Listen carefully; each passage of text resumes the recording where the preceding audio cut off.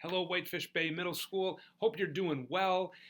It's a rainy Thursday morning when I'm recording this right now. So hopefully by the time you watch it, we return to some of that beautiful fall weather we've been enjoying these last few weeks.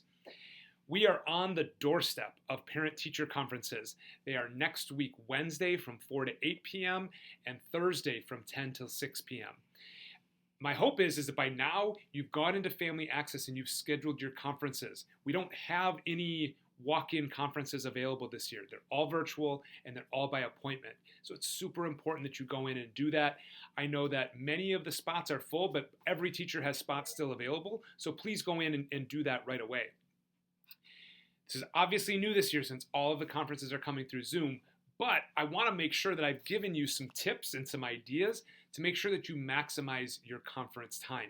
We don't get these opportunities often, so we want to make sure we make them the best that they possibly can be. So I have 4 tips for you today that I hope are helpful. The first is to be patient with technology. We have learned that over the past 6 weeks that the technology doesn't always go the way that we want it to. So what are some ways you might be able to make sure that you're as ready from a technology standpoint as possible? The first is these conferences will be on Zoom. So make sure that you've downloaded the Zoom app onto your phone or your tablet, or that you've installed Zoom on your laptop. We would definitely encourage that you would try to access these things through a device that you know that works and that you're connected to Wi-Fi. That'll ensure that the video and audio quality is great. We would ask that everybody's using video and audio during this time so that we can have that face-to-face, person-to-person conversation. If you get a chance to, I would suggest that you even maybe test out with a Zoom call to your neighbor or family member to make sure that everything is working. The other part of the technology piece is to come early, if possible, into your conference. We will have the waiting room enabled. So if you do try to join early, you might just be sitting and waiting until the teacher lets you in. But that way, at least you know you're there and you know that you're going to be able to get in. So come early to those conferences because we're going to have to stay tight to those 10-minute windows. Second tip, in middle school, we think it's really, really appropriate and beneficial for kids to come to conferences with their parents. This is their education. They are now at a place in their development where they can take on that ownership and independence in their learning, and so having them as a part of that conversation is oftentimes beneficial. I can respect that sometimes maybe there's a confidential conversation that needs to be had, but in most cases, it really is great for the kids to be there. But prep them ahead of time. What does your child want to talk about during the conference? Have them be thinking about that. What are the things they really hope that are discussed in that conference so that they've got some time to prepare and they're not coming in cold to the conference?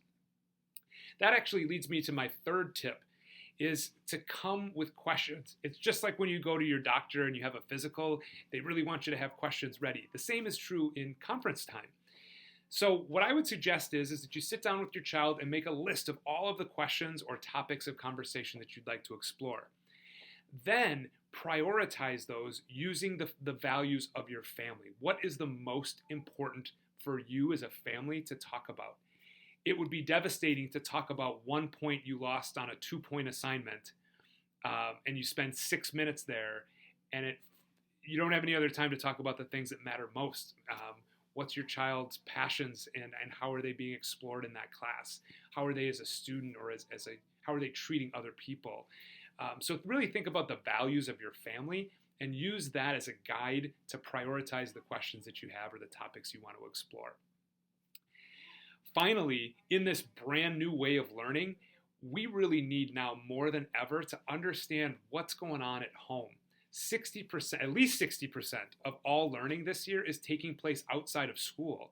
So this is really an opportunity for you as a parent and for the kids to share with the teacher what's it like on the other side, what's working well, and what are some things that are not working well for the class when you're taking them at home. So we really need to know that information, so please come ready to share that with us. It'll be super helpful as we all team around your child and helping them have a successful year.